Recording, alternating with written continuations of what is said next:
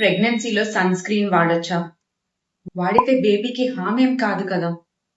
వాడాలనుకున్న ఏది వాడాలి? ఎన్ని ప్రోడక్ట్స్ ఉన్నాయి మార్కెట్ లో.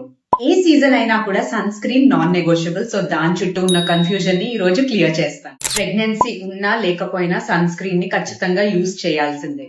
ప్రెగ్నెన్సీలో ఇంగ్రీడియంట్ లిస్ట్ మొత్తం చదవాల్సిందే. అన్ని సన్ స్క్రీన్స్ ప్రెగ్నెన్సీలో సేఫ్ కాదు.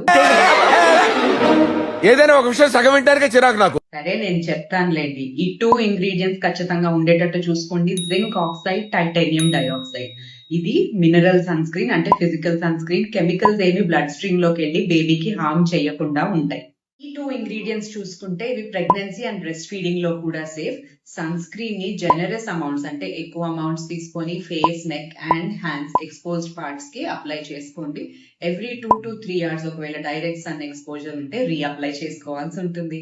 Stay safe.